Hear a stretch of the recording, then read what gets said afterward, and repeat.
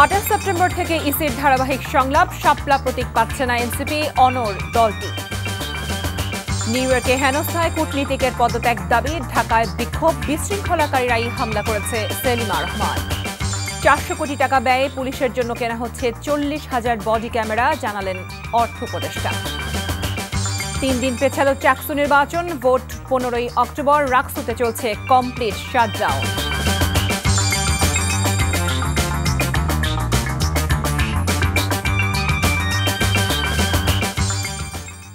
আসসালামু আলাইকুম, কানিজ ফাতেমা লোপা স্বাগত জানাচ্ছি এনটিভির সন্ধ্যার খবরে। ক্রাউন সিমেন্ট শিরোনাম দেখছিলেন, এবারে জানাবো পুরো খবর। জাতীয় সংসদ নির্বাচনে প্রতীক হিসেবে জাতীয় নাগরিক পার্টি শাপলা পাবে না বলে জানিয়েছেন নির্বাচন কমিশন সচিব আক্তার আহমেদ। রাজধানীর আগারগাঁওয়ে নির্বাচন ভবনে সাংবাদিকদের তিনি কথা জানান। 28 সেপ্টেম্বর থেকে শুরু হচ্ছে রাজনৈতিক দল, সুশীল সমাজ, গণমাধ্যম কর্মী ও জুলাই যোদ্ধাদের সঙ্গে ধারাবাহিক সংলাপ। বিস্তারিত দেখুন নিয়ামুল আজিজ সাদেকের রিপোর্টে। সাদা অথবা গোলাপি শাপলা প্রতীক হিসেবে শাপলাকে নির্ধারণ করে নির্বাচন কমিশনে দল নিবন্ধনের আবেদন করে জাতীয় নাগরিক পার্টি এনসিপি। দলটির নেতারা কয়েক দফা এ নিয়ে বৈঠকও করে নির্বাচন কমিশনের সঙ্গে। এনসিপি নিবন্ধনটা যেই প্রতীক হবে এটা অবশ্যই শাপলা, সাদা শাপলা অথবা লাল শাপলা, এই তিনটির মাধ্যমে হতে হবে। কিন্তু জাতীয় প্রতীক হিসেবে পরিচিত বিষয় কোনো রাজনৈতিক দলের প্রতীক হতে পারে না বলে জানিয়ে দিয়েছিল নির্বাচন কমিশন। এর আগে নাগরিক ঐক্যের মাহমুদুর রহমান শাপলা প্রতীক চাইলে একই কারণে সেটি নাকচ করে দেয় ইসি।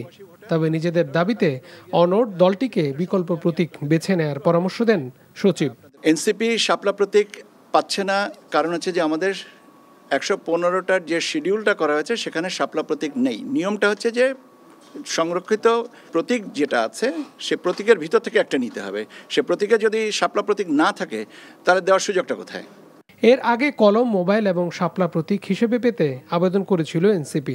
সচিব আখতার আহমেদ বলেন, ত্রয়োদশ জাতীয় সংসদ নির্বাচন উপলক্ষে 28 সেপ্টেম্বর থেকে বিভিন্ন রাজনৈতিক দল, সুশীল সমাজ ও অংশীজনের সঙ্গে সংলাপ করবে নির্বাচন কমিশন। রাজনৈতিক দল, নির্বাচন বিশেষজ্ঞ, জুলাই যোদ্ধা, এনাদের সাথে আমরা পর্যায়ক্রমিকভাবে আমাদের আলোচনাগুলো শুরু করব এবং আমরা প্রাথমিকভাবে কমিশন সিদ্ধান্ত নিয়েছেন যে 28 তারিখ থেকে করা হবে এবং একটু গ্যাপ দিয়ে করতে হবে, কারণ হচ্ছে যে ছুটির দিন আছে, পূজার ব্যাপার আছে, এই সমস্ত কাজে আমরা ওই শিডিউলটা তবে 28 তারিখ থেকে আমরা শুরু করব।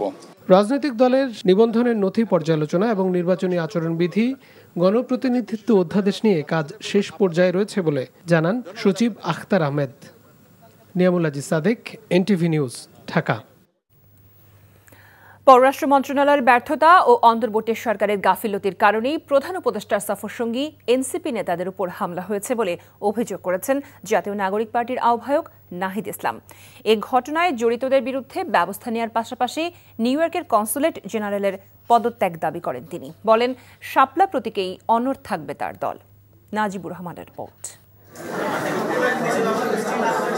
রাজধানীর বাংলা মোটরে এনসিপি কার্যালয়ে জরুরি সংবাদ সম্মেলনে দলটির আহ্বায়ক দাবি করেন, দেশবিরোধী চক্রান্তের অংশ হিসেবেই আক্তার হোসেন ও তাসনিম জারার উপর হামলা চালিয়েছে আওয়ামী লীগ। এই ঘটনায় প্রশাসনের অভ্যন্তরে থাকা ফ্যাসিবাদের দোসররা মদদ দিয়েছে বলেও অভিযোগ করেন তিনি। ছোট এবং বড় পর্যায়ে নানা ধরনের ঘটনা কিন্তু দেশে ঘটতেছে এবং দেশের বাইরেও আমরা দেখতে পাচ্ছি। ফলে এই জায়গায় সার্বিকভাবে এটা সরকারেরই দায়িত্ব এই পরিস্থিতি থেকে উত্তরণ করা। এই ঘটনাগুলোর সাথে প্রশাসনের বিভিন্ন কর্মকর্তা জড়িত, ভিতর থেকে এই ইনফরমেশনগুলো লিক করা হয় এবং সরকার এবং পররাষ্ট্র মন্ত্রণালয় থেকে নিরাপত্তা প্রদানের যেই ধরনের ব্যবস্থা নেওয়া হয়েছিল সেই ব্যবস্থাগুলো যথাযথ ছিল না বলেই গতকালের ঘটনা ঘটতে পেরেছিল। সংবাদ সম্মেলনে নতুন রাজনৈতিক জোট, দলীয় প্রতীকসহ নানা বিষয়ে প্রশ্নের জবাব দেন নাহিদ। জানান, শাপলা প্রতীকেই অনড় দলের অবস্থান। এনসিপির জনপ্রিয়তা নেই, বিএনপি নেতাদের এমন মন্তব্যেরও জবাব দেন তিনি। বলেন, আওয়ামী লীগকে পুনর্বাসনের রাজনীতি থেকে সরে আসতে হবে বিএনপিকে। আওয়ামী লীগকে পুনর্বাসন করার রাজনীতি এখন বিএনপি গ্রহণ করে থাকে, তাহলে সেই রাজনীতি বিএনপির জন্য কাল হয়ে দাঁড়াবে। আর জাতীয় নাগরিক পার্টি কোনো শক্তি কি শক্তি না, এটা আসলে রাজপথে ভোটের মাঠেই জনগণই এটার রায় দিবে। আমরা এখন পর্যন্ত শাপলা প্রতীকী অটল আছি। গণ অধিকার পরিষদ সহ অন্যান্য দলের সাথে জোটের ব্যাপারে এখনও আলোচনা চলছে বলে জানান নাহিদ ইসলাম। Najibur Rahman, NTV news, Dhaka. এদিকে যুক্তরাষ্ট্র সফররত এনসিপি নেতাদের উপর আওয়ামী লীগের হামলা ও ডিম নিক্ষেপের প্রতিবাদে রাজধানীর শাহবাগে বিক্ষোভ সমাবেশ করেছে জাতীয় নাগরিক পার্টি এনসিপি। সন্ধ্যায় জাতীয় জাদুঘরের সামনে আয়োজিত এই কর্মসূচিতে দলটির ঢাকা মহানগর উত্তর দক্ষিণ শাখার নেতাকর্মীদের পাশাপাশি কেন্দ্রীয় নেতারাও যোগ দেন। সমাবেশে বক্তারা বলেন, নিরাপত্তা নিশ্চিত করতে ব্যর্থ হয়েছে অন্তর্বর্তী সরকার। হামলায় জড়িত আওয়ামী লীগের নেতাকর্মীদের বিচার দাবি করে তারা বলেন, গণঅভ্যুত্থানের নেতৃত্বকে টার্গেট করেই ধারাবাহিক হামলা চালানো হচ্ছে দেশে বিদেশে। এর আগে শেখ হাসিনার ছবিতে ডিম নিক্ষেপ করে প্রতিবাদ জানায় ঢাকা বিশ্ববিদ্যালয়ের টিএসসি চত্বরে দ্য রেড জুলাই নামে একটি সংগঠন। বিকেল 5টার দিকে শিক্ষার্থীদের অংশগ্রহণে এই কর্মসূচি পালিত হয়। যুক্তরাষ্ট্রের নিউ ইয়র্কের জেএফকে বিমানবন্দরে প্রধান উপদেষ্টা ডক্টর মোহাম্মদ ইউনূসের সফরসঙ্গী এনসিপির সদস্য সচিব আক্তার হোসেনকে ডিম নিক্ষেপকারী যুবলীগ নেতা মিজানুর রহমানকে আটক করেছে স্থানীয় পুলিশ। নিউ ইয়র্ক সময় সোমবার রাত 1টার দিকে যুক্তরাষ্ট্রের জন এফ কেনেডি আন্তর্জাতিক বিমানবন্দরের 8 নম্বর টার্মিনালে এই ঘটনা ঘটে। বিস্তারিত দেখুন আহমেদ শরীফের রিপোর্ট। প্রধান উপদেষ্টা ও তার সফরসঙ্গীদের বহনকারী এমিরেটসের একটি ফ্লাইট নিউ ইয়র্কের জন এফ কেনেডি আন্তর্জাতিক বিমানবন্দরে অবতরণ করে। বিমানবন্দর থেকে একসাথে বের হন বিএনপির মহাসচিব মির্জা ফখরুল ইসলাম আলমগীর, বিএনপির ভারপ্রাপ্ত চেয়ারম্যানের পররাষ্ট্র বিষয়ক উপদেষ্টা হুমায়ুন কবির, জামায়াতে ইসলামের নায়েবে আমির ডক্টর সৈয়দ আবদুল্লাহ মোহাম্মদ তাহের, এনসিপি সদস্য সচিব আক্তার হোসেন এবং এনসিপির সিনিয়র যুগ্ম সদস্য সচিব ডাক্তার তাসনিম জারা। এক পর্যায়ে উশৃঙ্খল আওয়ামী লীগ নেতাকর্মীরা এনসিপি নেতাদের ঘিরে অশ্লীল স্লোগান দিতে থাকেন। প্রধান উপদেষ্টার প্রেস উইং এবং কয়েকজন বিএনপির কর্মী তাদের নিরাপত্তা দিয়ে বের করার চেষ্টা করেন। এ সময় আক্তার হোসেনকে লক্ষ্য করে ডিম ছোড়েন আওয়ামী লীগ ও যুবলীগের কয়েকজন কর্মী। এই ঘটনার মধ্য দিয়ে আবারও প্রমাণিত হয়েছে যে আওয়ামী লীগ একটি সন্ত্রাসী সংগঠন। আওয়ামী লীগ যে জন্মগতভাবে এবং প্রকৃতিগতভাবে সন্ত্রাসী সংগঠন, তারা সন্ত্রাস করবে। তারা বাংলাদেশের মানুষ, যারা স্বাধীনতাকামী আছে, বাংলাদেশপন্থী মানুষেরা আছেন, যারা জুলাই অভ্যুত্থানের পক্ষে শক্তি আছেন, তাদের উপরে তারা হামলে পড়বে। এটাতে আমরা আর অবাক হই না। আমি একটু আগে এই বিষয়ে আমাদের অবস্থা বললাম যে এটা একটা অনাকাঙ্ক্ষিত ঘটনা এবং সেটা নিয়ে আমাদের ফরেন মিনিস্ট্রি, আমাদের এখানে নিউ ইয়র্কের আমাদের যে কনসুলেট অফিস এবং আমাদের পার্মানেন্ট মিশন, এরা এটা দেখছেন।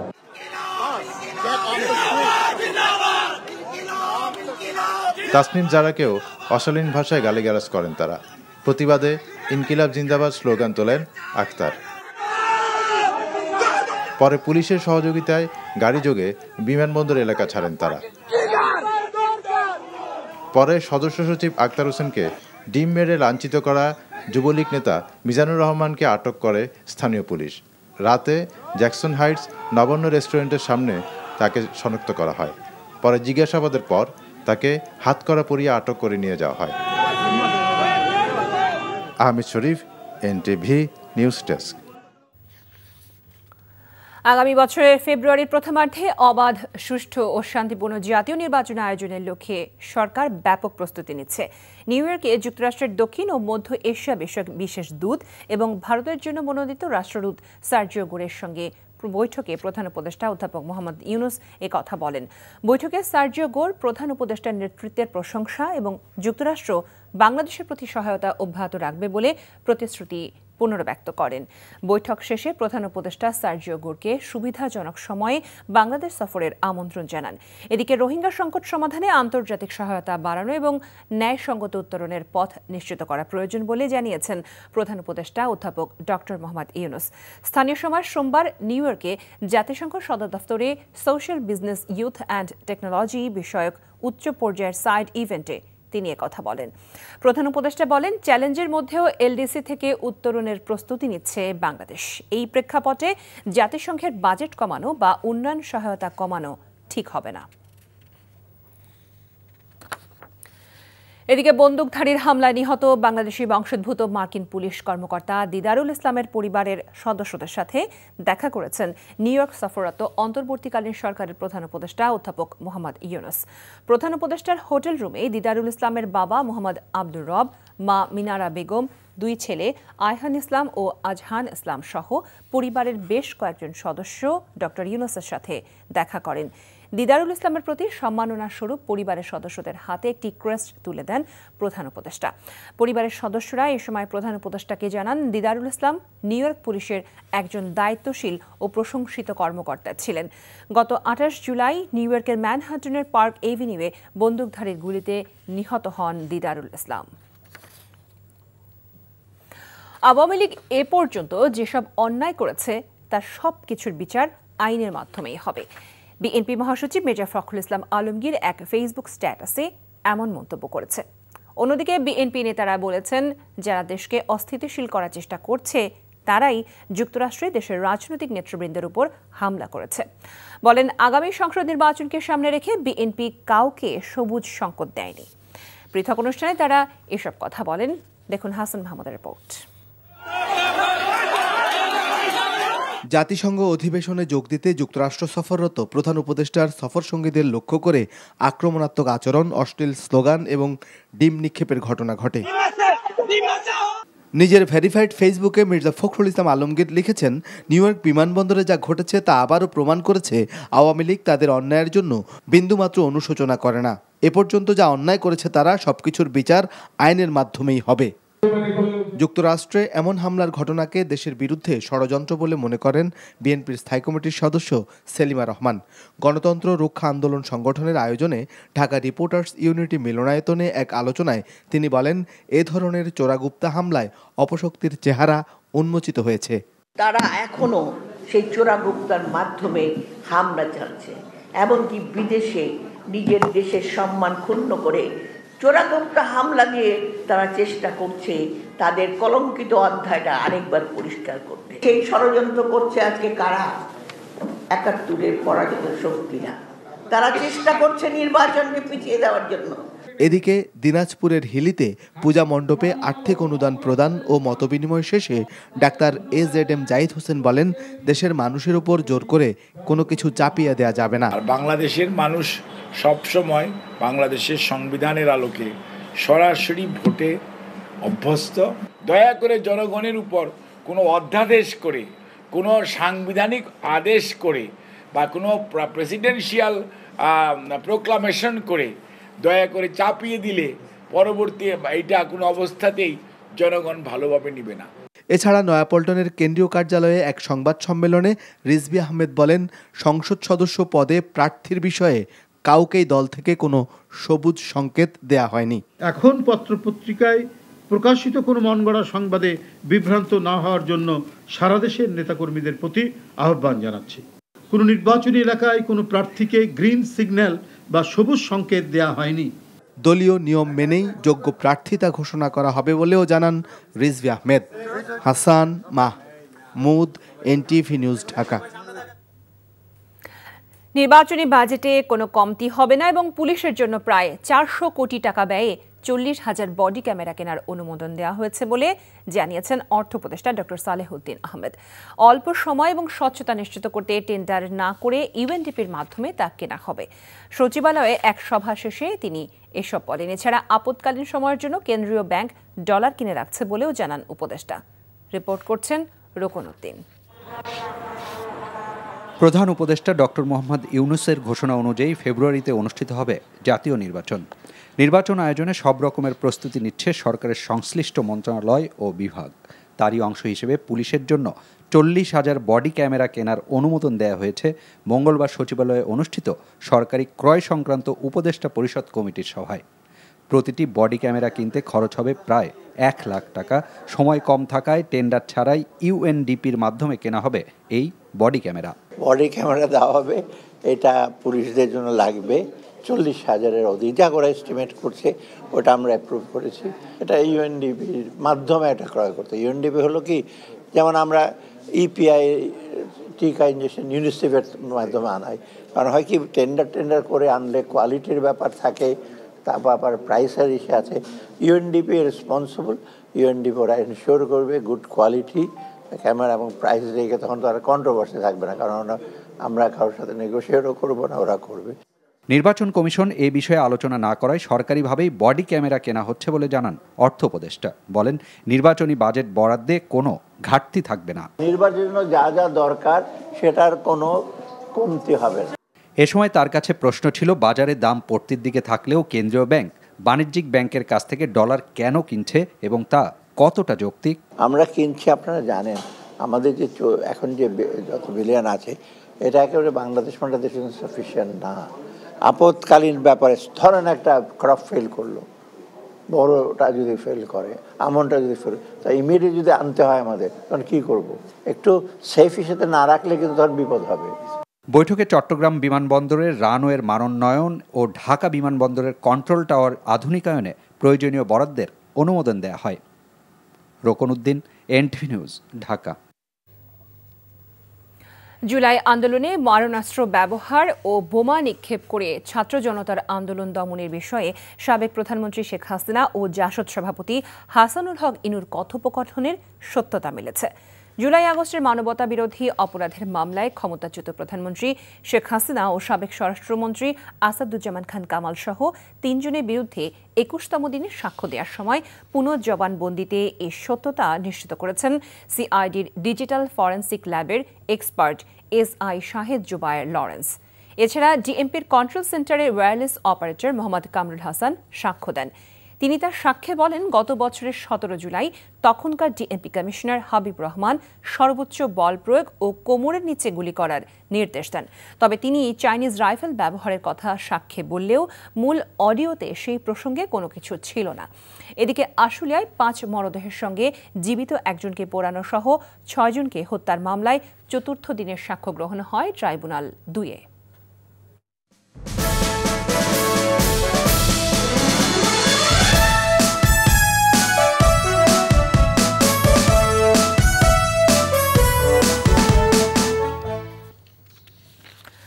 চট্টগ্রাম বিশ্ববিদ্যালয় কেন্দ্রীয় ছাত্র সংসদ চাকসুর ভোট ৩ দিন পিছিয়ে ১৫ই অক্টোবর নির্ধারণ করা হয়েছে। নির্বাচন কমিশনের বৈঠকে এই সিদ্ধান্ত নেওয়া হয়েছে বলে জানিয়েছেন কমিশনের সদস্য সচিব অধ্যাপক AKM আরিফুল হক সিদ্দিকী। সংবাদ সম্মেলনে তিনি বলেন, আগামী রোববার থেকে শারদীয় দুর্গাপূজা উপলক্ষে বিশ্ববিদ্যালয় বন্ধ হবে। চূড়ান্ত তালিকা প্রকাশের পর প্রচারের জন্য মাত্র ৪ দিন সময় থাকছে, যা পর্যাপ্ত নয়। প্রার্থীদের প্রচারের সুবিধার্থে নির্বাচন ৩ দিন পেছানো হয়েছে। সর্বসম্মতভাবে সিদ্ধান্ত হয়েছে ১৫ অক্টোবর ভোট গ্রহণের। এছাড়া আগামী ১০ অক্টোবর বিসিএস পরীক্ষার কারণে অনেক শিক্ষার্থী ও প্রার্থী ঢাকা যেতে হবে, সেটিও নির্বাচন পেছানোর যৌক্তিক কারণ মনে করেন নির্বাচন কমিশন। এছাড়া ১২ অক্টোবর থেকে ১৮ অক্টোবর পর্যন্ত বিশ্ববিদ্যালয়ের বিভিন্ন বিষয়ের পরীক্ষা স্থগিত করা হয়েছে, তবে নিয়মিত ক্লাস চলবে। সব প্রস্তুতি সম্পন্নের পরও রাজশাহী বিশ্ববিদ্যালয় কেন্দ্রীয় ছাত্র সংসদ নির্বাচন পেছানো নিয়ে ছাত্র সংগঠনগুলোর মতোই পক্ষে বিপক্ষে প্রতিক্রিয়া জানিয়েছে বিশ্ববিদ্যালয়ের শিক্ষার্থীরা। তবে নির্বাচন বানচালের যে কোনো ষড়যন্ত্র রুখে দেওয়ার ঘোষণা তাদের। আর উপযুক্ত পরিবেশে সুষ্ঠু ভোট আয়োজনে বদ্ধপরিকর রাকসুর নির্বাচন কমিশন। সমসাজুকে সাথে নিয়ে রাজু আহমেদের রুবেলের ক্যামেরায় দেখুন নূর হোসেনের রিপোর্ট। রাজশাহী বিশ্ববিদ্যালয় কেন্দ্রীয় ছাত্র সংসদ, রাকসু, হল সংসদ ও সিনেটে ছাত্র প্রতিনিধি নির্বাচনের সব প্রস্তুতি সম্পন্ন করেছে বিশ্ববিদ্যালয় প্রশাসন। এরই মধ্যে পোষ্য কোটা বাতিলের আন্দোলন থেকে শিক্ষক কর্মকর্তা ও শিক্ষার্থীদের হাতাহাতির ঘটনায় অনির্দিষ্টকালের জন্য কর্মবিরতি ঘোষণা করে শিক্ষক কর্মকর্তা ও কর্মচারীদের একাধিক সংগঠন। পাশাপাশি নির্বাচন পেছানোর দাবি জানায় ছাত্রদল, বামপন্থী সংগঠন সহ স্বতন্ত্র কয়েকটি প্যানেল। নির্বাচন পরিচালনায় শিক্ষক কর্মকর্তাদের প্রয়োজনীয় উপস্থিতি নিশ্চিত করতে না পারায় ভোট গ্রহণ ৩ সপ্তাহ পেছায় নির্বাচন কমিশন। ছাত্রদল সহ কয়েকটি প্যানেল স্বাগত জানালেও এমন সিদ্ধান্ত প্রত্যাখ্যান করে ছাত্র শিবির। নির্বাচন পেছানোর এমন সিদ্ধান্তে ছাত্র সংগঠনগুলোর মতোই মিশ্র অবস্থান শিক্ষার্থীদের। 16 তারিখে যে সিদ্ধান্ত নিয়েছে এটা এক হিসাবে দেখতে ভালো দিক হয়েছে, তাহলে একটা যে উৎসব মুখর যে রাকসু যে নির্বাচন এটা আশা করা যায়। আমরাও চাচ্ছি যে ছুটির পর, পূজার ছুটির পর এসে যে একটা জমজমের একটা নির্বাচন হবে, আমরা সবাই স্বতঃস্ফূর্তভাবে অংশগ্রহণ করব। তবে নির্বাচন কমিশন বলছে উপযুক্ত পরিবেশ ও অংশগ্রহণমূলক নির্বাচন আয়োজনে ভোটের তারিখ পেছানো হয়েছে। সব কিছু বিবেচনায় নিয়ে আমরা 16 অক্টোবর এই নির্বাচনের ডেট করেছি। রাষ্ট্র নির্বাচন যাতে হয় সেজন্য প্রত্যেক পক্ষের সঙ্গে কথা বলে আমার মনে হয় যে রাজশাহী বিশ্ববিদ্যালয়ে যে পরিবেশ এটা স্বাভাবিক হয়ে যাবে এবং তখন আমাদের নির্বাচন করতে আর কোনো বাধা থাকবে না। এদিকে শিক্ষক কর্মকর্তাদের উপর হামলাকারীদের শাস্তির দাবিতে তৃতীয় দিনের মতো কমপ্লিট শাটডাউন কর্মসূচি চলছে। নূর হোসেন, এনটিভি নিউজ, রাজশাহী। গাজীপুরের টঙ্গীতে কেমিক্যাল কারখানায় আগুনে দগ্ধ ফায়ার ফাইটার শামীম আহমেদ চিকিৎসাধীন অবস্থায় মারা গেছেন। তিনি টঙ্গী ফায়ার স্টেশনে কর্মরত ছিলেন। জাতীয় বার্ন ও প্লাস্টিক সার্জারি ইনস্টিটিউটে বিকেল ৩টায় তিনি শেষ নিঃশ্বাস ত্যাগ করেন। নিহত শামীম আহমেদের বাড়ি নেত্রকোনায়। তার শরীরের 100% দগ্ধ হয়েছিল। এ ঘটনায় আরও 3 জন চিকিৎসাধীন অবস্থায় রয়েছেন। গাজীপুরে আগুনের ঘটনায় আহত ফায়ার সার্ভিস কর্মীদের সর্বোচ্চ চিকিৎসা দেওয়া হচ্ছে বলে জানিয়েছেন স্বরাষ্ট্র উপদেষ্টা অবসরপ্রাপ্ত লেফটেন্যান্ট জেনারেল মোহাম্মদ জাহাঙ্গীর আলম চৌধুরী। সেই সাথে তাদের চিকিৎসায় আরও কোনো সহযোগিতা লাগলে তাও সরকার দেবে বলে জানিয়েছেন তিনি। সকালে দগ্ধদের দেখতে গিয়ে তিনি এই আশ্বাস দেন। সনাতন ধর্মাবলম্বীদের দুর্গোৎসব ঘিরে মণ্ডপে মণ্ডপে চলছে শেষ মুহূর্তের প্রস্তুতি। রংতুলির আঁচড়ে প্রতিমা সাজানোয় ব্যস্ত কারিগররা। এদিকে চট্টগ্রামের পূজা মণ্ডপ পরিদর্শন করে ধর্ম উপদেষ্টা আফম খালিদ হোসেন বলেন, দুর্গাপূজা ঘিরে সরকার সব ধরনের নিরাপত্তা ব্যবস্থা গ্রহণ করেছে। আর গুজব ছড়ালে কঠোর ব্যবস্থার হুঁশিয়ারি র্যাবের মহাপরিচালকের। বিস্তারিত দেখুন ইমরুল কায়েসের ডেস্ক রিপোর্টে। শারদীয় দুর্গোৎসব ঘিরে সাজ রব উঠেছে মৌলভীবাজারের পূজা মণ্ডপগুলোতে। প্রতিমার কাঠামো তৈরি শেষে এখন চলছে সাজসজ্জার কাজ। আমাদের দেশে শান্তি বয়ে আনুক, অসুর বিনাশ নিধনকারী মা আমাদের ধরাধামে আসবেন। এখানে কাজ করছি, প্রায় মাটির কাজ করছি 15 দিন, আর রং লাগবে 5 দিন। আয়োজকরা বলছেন, এবছর মৌলভীবাজারে সামষ্টিক ও ব্যক্তিগত উদ্যোগে 1008টি মণ্ডপে দুর্গাপূজা অনুষ্ঠিত হবে। আগামী 28 সেপ্টেম্বর দেবী দুর্গার বোধনের মধ্য দিয়ে পূজার আনুষ্ঠানিকতা শুরু হবে। এ সময় অপ্রীতিকর ঘটনা এড়াতে 4 স্তরের নিরাপত্তা ব্যবস্থা গ্রহণ করেছে স্থানীয় প্রশাসন। সকল ঝুঁকিগুলোকে আমরা চিহ্নিত করেছি এবং সে আলোকে কিন্তু আমাদের নিরাপত্তা ব্যবস্থা আমরা সাজিয়েছি। রংপুরে বিভিন্ন পূজামণ্ডপ পরিদর্শন করেছেন র্যাবের ডিজি AKM শহীদুর রহমান। এ সময় তিনি বলেন, শারদীয় দুর্গোৎসব নিয়ে বিশৃঙ্খলা সৃষ্টি ও গুজব ছড়ালে কঠোর ব্যবস্থা নেওয়া হবে। সামাজিক মাধ্যমে যদি আসে সেই ঘটনা যারা ঘটালো, যদি প্রকৃতপক্ষে সেই ঘটনা ঘটে, যারা ঘটিয়েছে তাদের বিরুদ্ধে আমরা আইনানুগ ব্যবস্থা নিব। আর যদি এটি মিথ্যি গুজব হয়, যেই গুজবটা ছড়িয়েছে তার বিরুদ্ধে আমরা আইনানুগ ব্যবস্থা নিব। দুর্গোৎসব নির্বিঘ্ন করতে চট্টগ্রামে বেশ কয়েকটি পূজা মণ্ডপ পরিদর্শন করেছেন অন্তর্বর্তী সরকারের ধর্ম উপদেষ্টা আফম খালিদ হোসেন।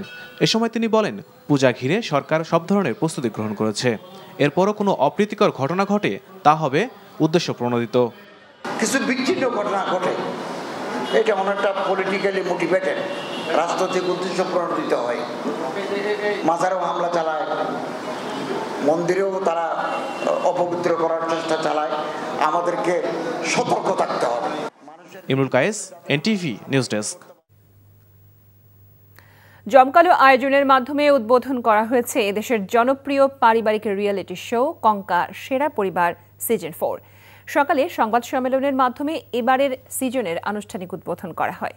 রিপোর্ট করছেন সালাউদ্দিন কাদের। শুরু হতে যাচ্ছে টানা 3 সিজনে দর্শকপ্রিয়তা পাওয়া দেশের অন্যতম জনপ্রিয় রিয়েলিটি শো কঙ্কা সেরা পরিবার সিজন 4। আগের মতো এবারও থাকছে ধাঁধা, বুদ্ধির খেলা, তারকাদের উপস্থিতি আর নানা মজার গেম।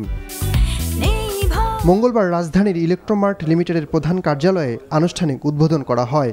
অনুষ্ঠানে উপস্থিত ছিলেন ইলেকট্রোমার্ট লিমিটেড এবং মিডিয়াকম লিমিটেডের শীর্ষ কর্মকর্তারা।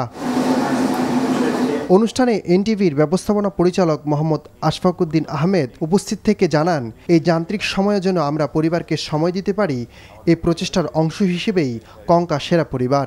দিন শেষে আমরা যখন কর্মব্যস্ততার এই জীবন থেকে আমাদের পরিবারে ফিরে যাই, তখন আমরা আসলে বুঝি যে এই রোবটিক লাইফে আমরা আমাদের ব্যস্ততার মধ্য দিয়ে পরিবার থেকে একটু দূরে সরে যাচ্ছি।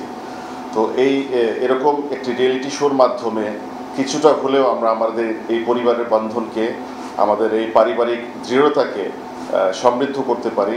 ইলেকট্রোমার্ট লিমিটেডের deputy managing director Nurul Afsar জানান, কঙ্কা সেরা পরিবার চায় প্রতি সিজনে নতুন কিছু দিতে, এবারও থাকবে সেরকম কিছু। কঙ্কা সেরা পরিবারটা আমরা চেষ্টা করব দীর্ঘদিন সময় আমরা থাকার জন্য, এবং আমরা চাই যে এটা ইন্টারন্যাশনাল একটা অ্যাওয়ার্ড পাবে এই সেরা পরিবার প্রোগ্রামটা। এইবারের যে অনুষ্ঠানটি লঞ্চ করা হচ্ছে কঙ্কার সেরা পরিবার, আমি আশা করব অন্যান্য বছরের চাইতে এই অনুষ্ঠানটি আরও অনেক বেশি আকর্ষণীয় হবে। অনুষ্ঠান শেষে কঙ্কা সেরা পরিবার সিজন 4 এর লোগো উন্মোচন ও থিম সং পরিবেশনা করা হয়। রেজিস্ট্রেশন 23 সেপ্টেম্বর থেকে শুরু হয়ে চলবে 31 অক্টোবর পর্যন্ত। দেশের যে কোনো পরিবারের 18 থেকে 60 বছর বয়সী 2 সদস্য মিলে দল গঠন করে রেজিস্ট্রেশন করতে পারবেন। সালাউদ্দিন কাদের, এনটিভি নিউজ, ঢাকা। স্কয়ার গ্রুপের প্রতিষ্ঠাতা চেয়ারম্যান প্রয়াত স্যামসন এইচ চৌধুরীর 100তম জন্মবার্ষিকী আজ। দেশের শিল্প ও অর্থনীতির উন্নয়নে তার অবদান আজও স্মরণীয়। 60-এর দশকে শুরু হওয়া ছোট একটি উদ্যোগ থেকে আজকের বহুমুখী স্কয়ার গ্রুপ গড়ে ওঠে তার হাত ধরে। উদ্যোক্তা হিসেবে স্যামসন এইচ চৌধুরী শুধু সফল ব্যবসায়িক সাম্রাজ্যই গড়ে তোলেননি, বরং দেশের শিল্পায়ন, কর্মসংস্থান ও অর্থনৈতিক প্রবৃদ্ধিতেও রেখেছেন গুরুত্বপূর্ণ অবদান। তার জন্ম শতবার্ষিকীতে স্কয়ার গ্রুপ জানিয়েছে শ্রদ্ধা। প্রতিষ্ঠানটি জানায়, বিগত সময় স্কয়ার গ্রুপকে আরও শক্তভাবে এগিয়ে যেতে গণমাধ্যম সহায়তা করেছে।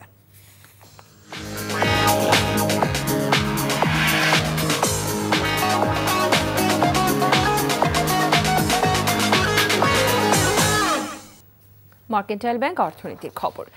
এখন থেকে পাইপলাইনে জেট ফুয়েল যাবে চট্টগ্রাম বিমানবন্দরের তেল ডিপোতে। সকালে চট্টগ্রামের পতেঙ্গায় 170 কোটি টাকা ব্যয়ে স্থাপিত পাইপলাইন উদ্বোধন করেন জ্বালানি ও খনিজ সম্পদ বিভাগের সচিব মোহাম্মদ সাইফুল ইসলাম। এ উপলক্ষে আয়োজিত সভায় সভাপতিত্ব করেন বাংলাদেশ পেট্রোলিয়াম কর্পোরেশনের চেয়ারম্যান মোহাম্মদ আমিনুল আহসান। সভায় বক্তারা বলেন, দেশের ইতিহাসে প্রথমবারের মতো একটি বিশেষ পাইপলাইনের মাধ্যমে বিমানবন্দরে জেট ফুয়েল পৌঁছাবে। দেশের দ্বিতীয় বৃহত্তম এই বিমানবন্দরে দৈনিক গড়ে 2 লাখ থেকে 2,50,000 লিটার জেট ফুয়েল প্রয়োজন হয়। এতদিন ভাউচারের মাধ্যমে ট্রাকে করে জ্বালানি পরিবহন করা হতো, সেখানে জনবলও লাগত 10 থেকে 15 জন। এখন একজন অপারেটর কম্পিউটারের মাধ্যমে পাম্প চালাতে পারবেন। এতে বছরে অন্তত 2.5 কোটি টাকা সাশ্রয় হবে। এরই সাথে শেষ করছি সন্ধ্যার খবর। তবে যাবার আগে ক্রাউন সিমেন্ট শিরোনামগুলো জানাবো আরও একবার। 28 সেপ্টেম্বর থেকেই ইসির ধারাবাহিক সংলাপ, শাপলা প্রতীক পাচ্ছে না এনসিপি, অনর দলটি। নিউ ইয়র্কে হেনস্থায় কূটনীতিকের পদত্যাগ দাবি, ঢাকায় বিক্ষোভ, বিশৃঙ্খলাকারীরাই হামলা করেছে সেলিমা রহমান। 400 কোটি টাকা ব্যয়ে পুলিশের জন্য কেনা হচ্ছে 40,000 বডি ক্যামেরা, জানালেন অর্থ উপদেষ্টা। 3 দিন পেছালো চাকসু নির্বাচন, ভোট 15ই অক্টোবর। রাকসুতে চলছে কমপ্লিট শাটডাউন। এই ছিল সন্ধ্যার খবরে। এই খবরের ভিডিও সহ আপডেট জানতে ভিজিট করুন এনটিভি অনলাইন www.ntvbd.com। এছাড়াও এনটিভির জনপ্রিয় সব অনুষ্ঠান ও খবরের আপডেট জানতে ভিজিট করুন আমাদের ইউটিউব ও ভেরিফাইড ফেসবুক পেজ। রাত 10:30টায় রাতের খবর দেখার আমন্ত্রণ জানিয়ে বিদায় নিচ্ছি। সবাইকে ধন্যবাদ এতক্ষণ সাথে থাকার জন্য।